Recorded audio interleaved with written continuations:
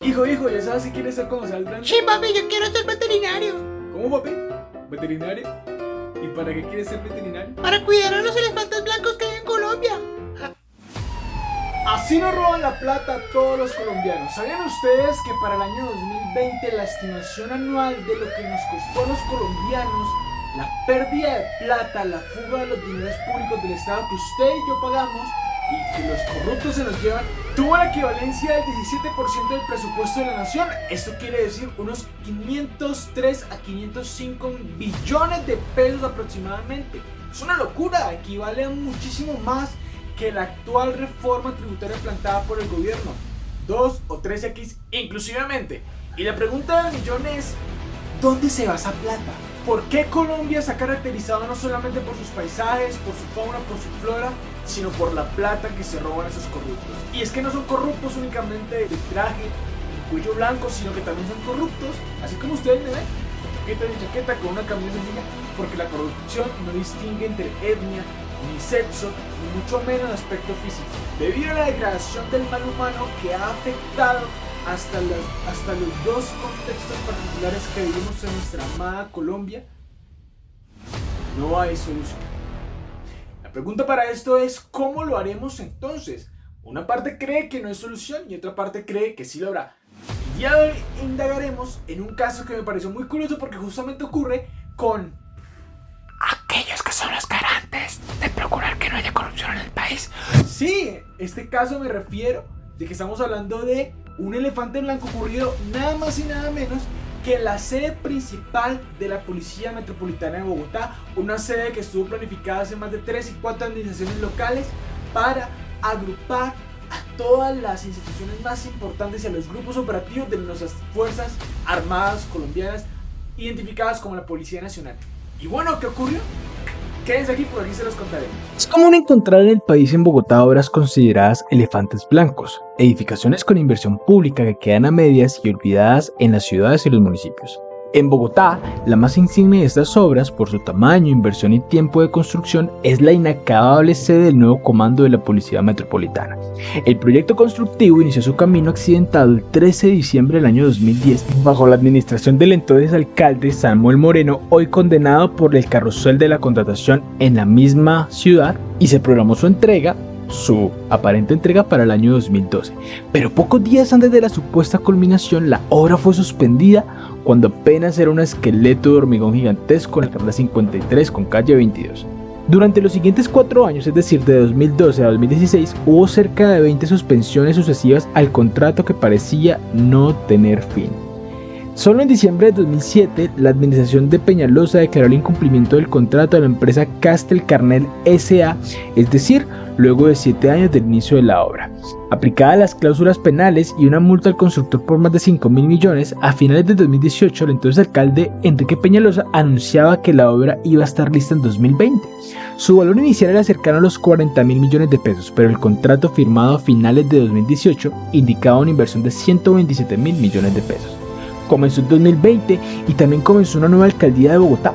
La alcaldesa Claudia López, junto con el secretario de Seguridad Hugo Acero, anunciaron recientemente que la obra terminará en 2021. El nuevo comando de la Metropolitana cuesta hoy unos 135.000 millones y se necesitarán al menos otros 45.000 millones para culminarlo.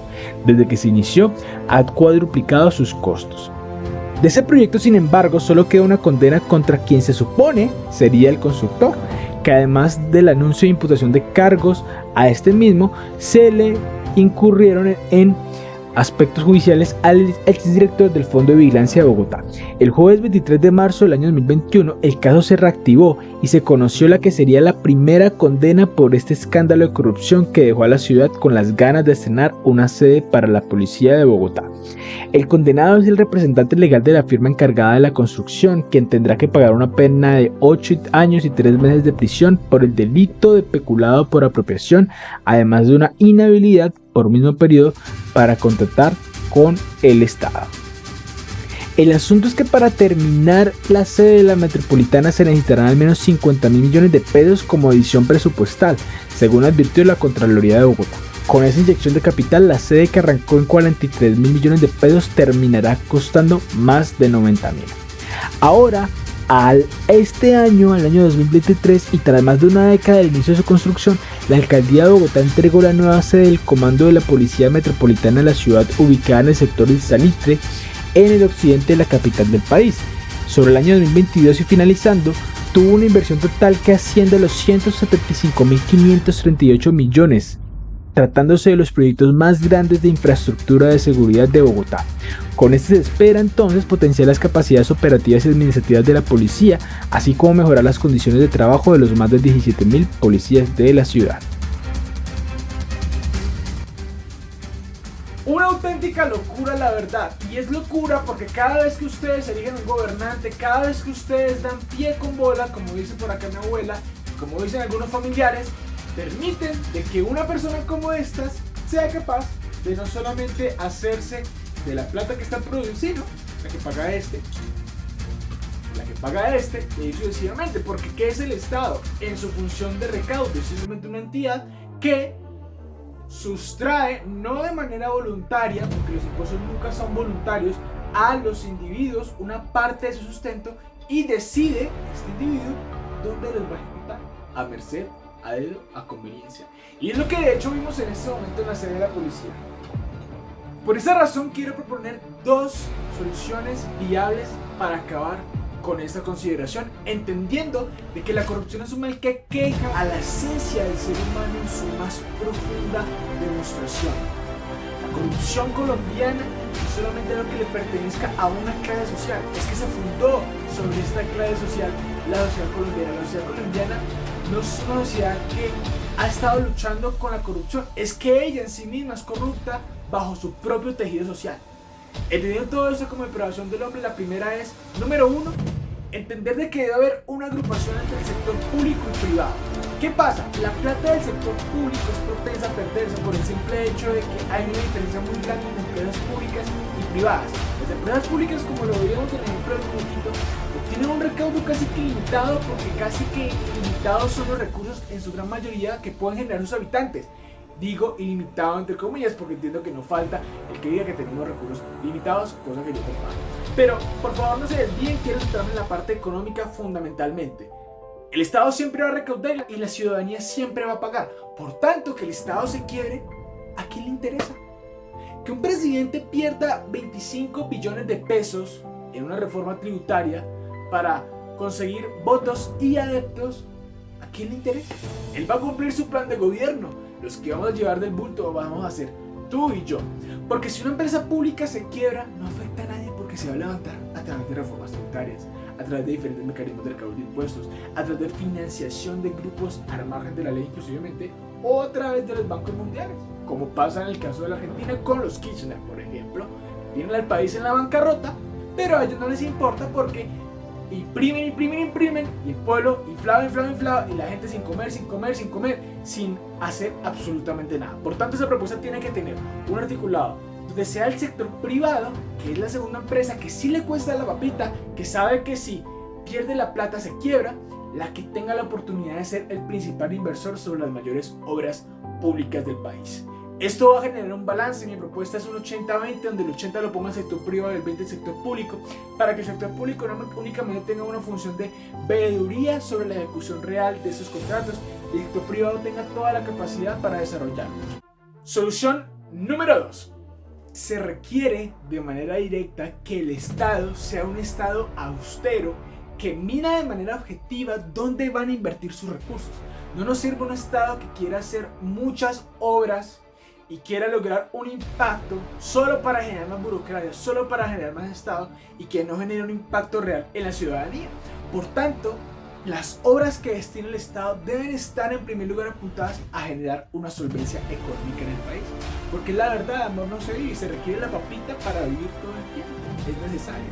La gente se cansa de discursos vanos y populistas porque a la hora de tener que pagar las facturas, un discurso de somos el cambio no nos va a ayudar, un discurso de la mano firme en el corazón mucho menos.